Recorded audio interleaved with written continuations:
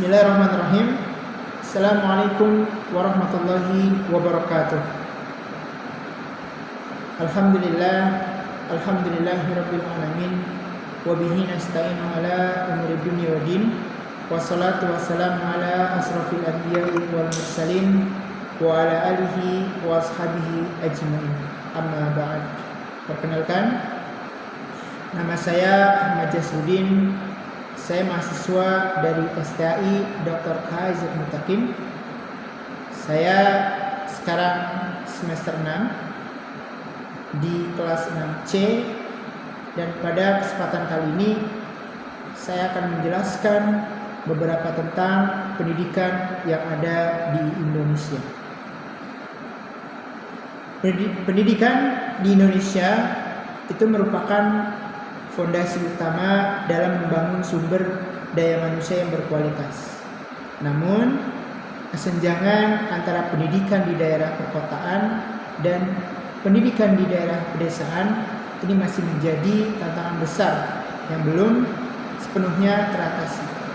Meskipun pemerintah itu telah berupaya meningkatkan kualitas dan pemerataan pendidikan ini.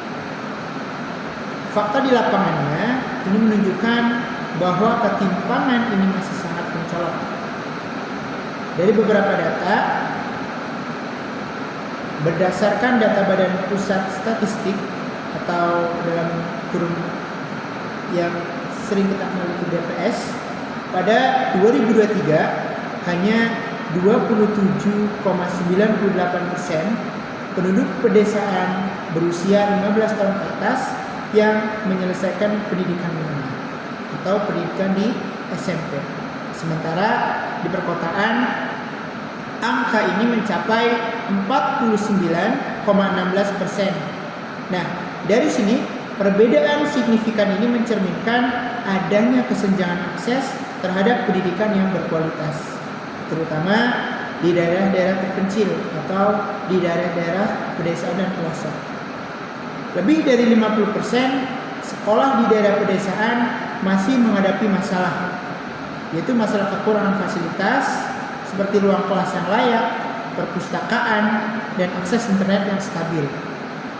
Kondisi ini menghambat proses belajar mengajar tentunya dan berdampak langsung pada kualitas pendidikan yang diterima siswa. Itu dari data tentang ketimpangan pendidikan. Maka ada poin berikutnya, yaitu kualitas guru dan distribusinya. Maka kualitas tenaga pengajar di daerah pedesaan juga menjadi salah satu faktor penyebab ketimpangan pendidikan. Banyak guru di daerah terpencil itu yang belum memiliki kualifikasi yang memadai atau pelatihan yang cukup. Nah, survei menunjukkan bahwa sekitar 30% guru di daerah pedesaan ini tidak memiliki sertifikasi yang sesuai dengan standar nasional. Nah, selain itu distribusi guru berkualitas juga belum merata, dengan sebagian besar tenaga pengajar terbaik terkonsentrasi di kota-kota besar. Akibatnya, siswa di daerah pedesaan itu seringkali tidak mendapatkan pengajaran yang optimal, itu pada kualitas guru dan distribusinya. Maka apa yang harus kita lakukan? Maka kualitas tenaga pengajar di daerah pedesaan itu harus kita tingkatkan. Dengan cara apa?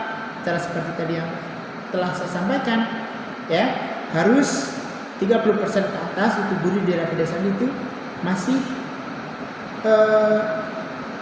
belum tersertifikasi, atau 30% itu di daerah pedesaan itu tidak memiliki sertifikasi. Maka harus ditingkatkan 50% atau lebih dari 50% itu di kualitas guru dan distribusinya. Maka poin yang selanjutnya yaitu adalah akses terhadap teknologi dan infrastruktur. Nah, di era digital saat ini akses terhadap teknologi menjadi sangat penting dalam proses pembelajaran.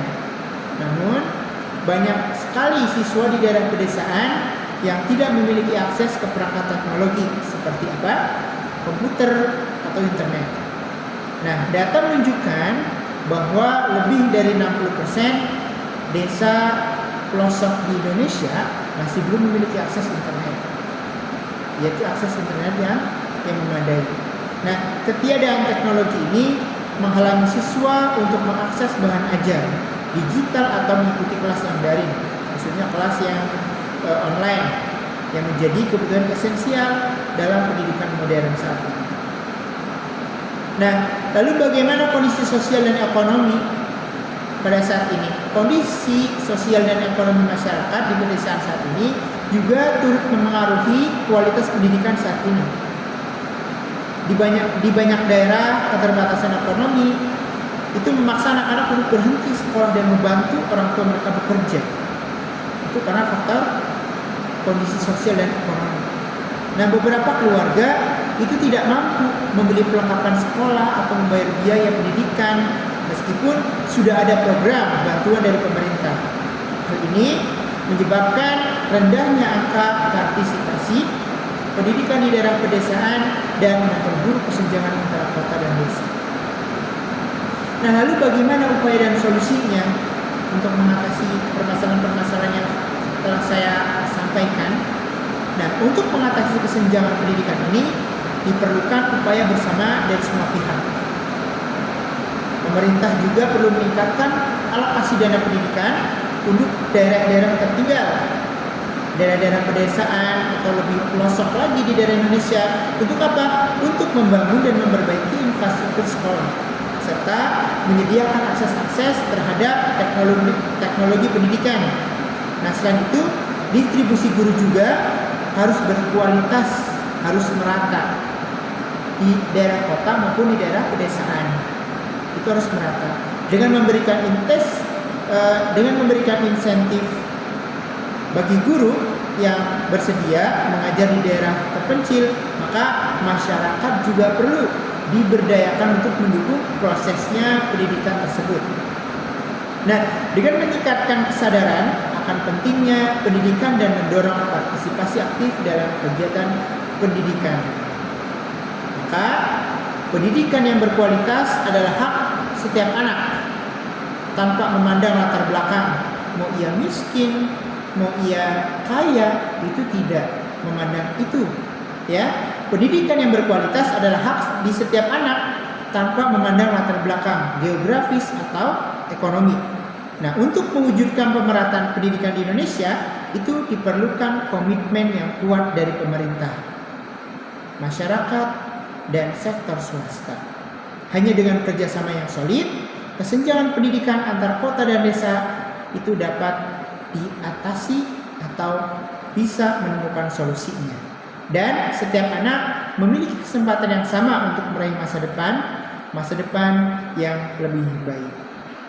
Mungkin hanya ini yang bisa saya sampaikan, kurang lebihnya mohon maaf. Apabila ada salah kata, saya meminta maaf sebesar-besarnya. Wabillahi taufiq wal hidayah. Assalamualaikum warahmatullahi wabarakatuh. Audio Jungle.